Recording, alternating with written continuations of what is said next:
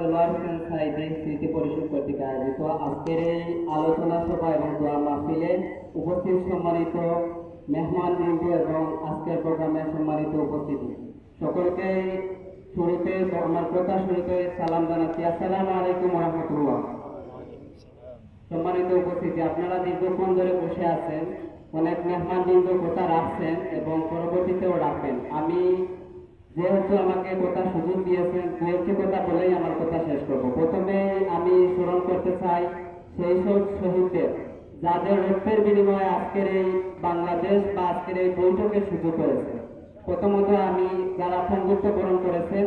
তাদের জন্য দোয়া করছি যেন তারা দ্রুত সুস্থ হয়ে ওঠে, এবং যারা শহীদ হয়েছে তাদের জন্য দোয়া করছি আল্লাহ সুবহানাহু ওয়া তাআলা তাদেরকে জান্নাতের উচ্চ মাকাম দান করে। সম্মানিত উপস্থিতি, আজকে আমরা এই বৈঠকে এসে উপস্থিত হয়েছি একজন প্রখ্যাত আলেমের আলোচনা শোনার জন্য। অবশ্যই আপনারা এর আগেও শুনেছেন, আমরা সরাসরি তার আলোচনা শুনতে পাইনি কখনো,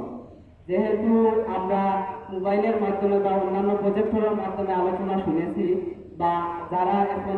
নতুন প্রজন্ম শুনছেন অবশ্যই তা থেকে আমরা শিক্ষা নিয়েছি। আমি একটি হাদিস আপনাদেরকে বলেই আমার কথা শেষ করব। তো রাসূল সাল্লাল্লাহু আলাইহি ওয়াসাল্লাম বলছেন যে মানুষ মৃত্যুর পরে তাদের যে সওয়াবের রাস্তা, আমলের রাস্তা বন্ধ হয়ে যায় তিনটি আমল ব্যতীত। তো প্রথম আমলটি হচ্ছে সদকায়ে জারিয়া, যা মানুষের যে বিভিন্ন ধরনের আল্লামা দেলোয়ার হোসেন সাইদি বিভিন্ন ধরনের সদকায়ে জারিয়ার কাজ করেছেন, মাদ্রাসা প্রতিষ্ঠা করেছেন, বিভিন্ন জায়গায় দান খয়রাত করেছেন।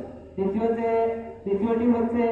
উপকারী জ্ঞান, যার দ্বারা মানুষ উপকৃত হয়। আল্লামা দেলোয়ার হোসেন সাইদি বিভিন্ন ওয়াজ মাহফিলে বিভিন্ন জায়গায় বক্তব্য রেখেছেন, যার ফলশ্রুতিতে আজকে আমরা ওনাকে স্মরণ করছি। তৃতীয় যে কাজ হচ্ছে নেক সন্তানাদি,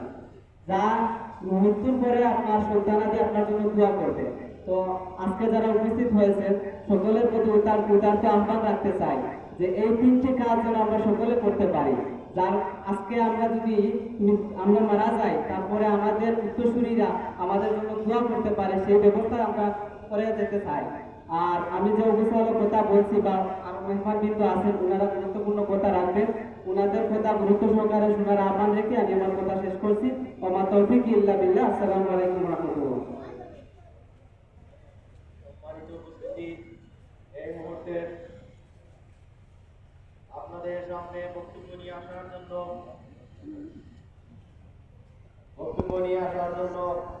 আহ্বান জানাচ্ছি তাহেরপুর কামিল মাদ্রাসার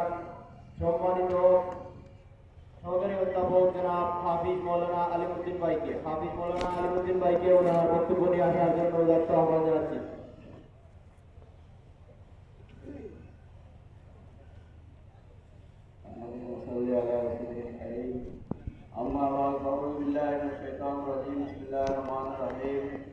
আজকের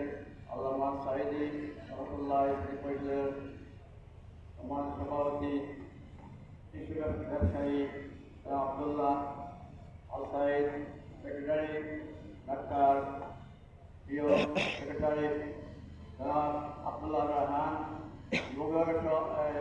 খেলা সভাপতি মোহাম্মদ রশিদ, সেক্রেটারি ফেরদৌস আহমদ, আমার 90-এর সাথী এলাকার কিছু সন্তান, আজকের অতিথি ভাই আব্দুল গফুর ভাই সহ সম্মানিত ওলামা একরাম, আমার সামনে এলাকার মুরব্বিয়ান একরাম, আমি অত্যন্ত খুশি হয়েছি যে আমার নিজের প্রসঙ্গে কথা বলতে যে আমরা যে আমার এলাকার সাধারণ মানুষ যে আজকে আইসন, আলহামদুলিল্লাহ আলহামদুলিল্লাহ। আমরা এই সাহেদি সাহেব যে খেয়ে আসলা, যারা মুরব্বীরা জানবা, আমরা যখন অষ্টম শ্রেণী পড়ছি তখন সাহেদ সাহেব ওয়াজ শুনলাম সিলেট গিয়া, ওয়াজ শোনার বাদে তখন তো আর তার ওয়াজ ছাড়ছি না, যেমন শুনছি সাহেদ সাহেব চলে গেছি। এরপর থেকে মানুষ সাহেদ সাহেবের কথা হইলে মানুষ পড়ে গেত, তখন চিন্তা এটা নিশ্চয়ই আল্লাহর করুণা আছে সাহেদ সাহেবের উপরে, কারণ এই মানুষের নাম শুনলে মাঠ পড়ে গেত। তখন তো টেলিফোন আসিল না, মোবাইল আসিল না, কোনটা আসিল না, মানুষ কেউ যেটা সাহেদ সাহেব তুমি সিলেট বা কোন জায়গায় সাহেদ সবাই পড়ে মানুষ এটা আল্লাহর। এই সাহেদ সাহেবের বক্তব্য করে আরো হইবা,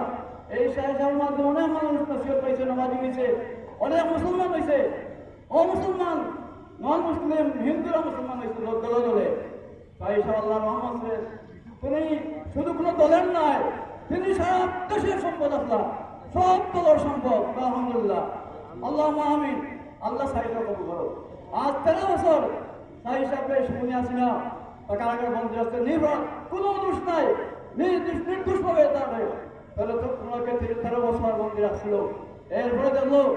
ফাঁসির রায় দিল তখন রাতে আল্লাহ সারা দেশে আলো সৃষ্টি হইল একদিনে 2 দিনে 160,000 মানুষ শাহাদত বরণ করছে হিসাবে রায় কথা হইয়া আপনার মতো সাধারণ মানুষ মারা গেছে আলিমুল্লাহ তাসিরু এই সাহিসাবের দান বাড়ি বরিশাল দান নদী খাল এই থেকে বরিশাল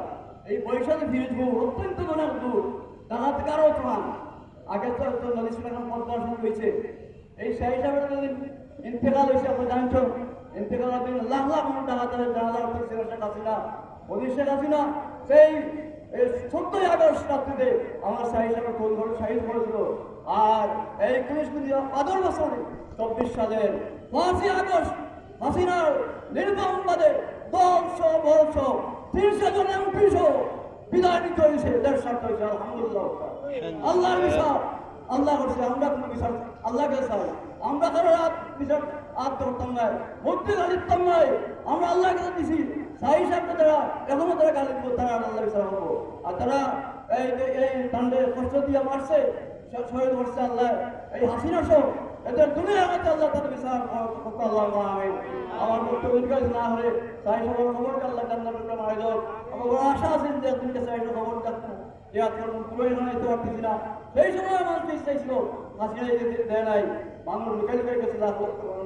আল্লাহ রব্বুল আলামিন দোয়া করবো সাহি সাহেব এই সহজের রাস্তা 91 খালি করে নিয়েছিল এইটার সহজ আমরা হয়েছিল এইখান তান পাওয়া লাগছে আমরা আপনার সুখের মানুষের কাছে সাহি সাহেবের আমার ভাইরা কষ্ট করে এটা আয়োজন করছেন তার সময় আমরা সবাই আল্লাহ